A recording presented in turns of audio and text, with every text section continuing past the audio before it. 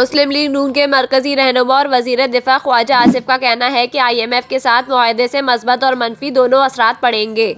ख्वाजा आसिफ का कहना था कि PTI ने IMF की तमाम शराइत कबूल की। PTI का मुआहदा हमें वुड्स में मिला, हमारे पास ज़्यादा चॉइस मौजूद नहीं थी। इनका कहना था कि IMF मुआहदे के मस्बत असरात पड़ेंगे लेकिन मनफी असरात भी होंगे। 2 सूबों में हमारी हुकूमत नहीं थी, उन्होंने प्रोग्राम पर अमल दरामद नहीं किया। सूबों से दोबारा राब्ता किया, ताजिर बरादरी से भी राब्ते में है। IMF मुआहदे से बाज़ चीज़ें फौरी नताइज देंगी। उन्होंने कहा कि किफ़ायत शुआरी समेत बाज़ चीज़ों की आदत वक्त गुजरने के साथ पड़ेगी। IMF प्रोग्राम से कलील और तवील मुद्दती रिलीफ मिलेगा। PTI की कौमी असम्बली से इस्तीफ़ों से मुतालिक सवाल पर ख्वाजा आसिफ का कहना था इमरान खान इस्तीफ़ों को सियासी हथकंडे के तौर पर इस्तेमाल कर रहे थे। इमरान खान ने ज़मनी इलेक्शन में तमाम सीटों पर खुद इलेक्शन लड़ा। इसका मतलब है इमरान खान नहीं चाहते थे कि पार्टी पार्लियामेंट में आए।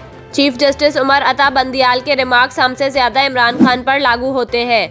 रहनुमा मुस्लिम लीग नून का कहना था 13 अगस्त को मौजूदा कौमी असम्बली की मुद्दत पूरी हो जाएगी। अदालत से रुजू करने की ज़रूरत हुई तो हुकूमत ज़रूर करेगी।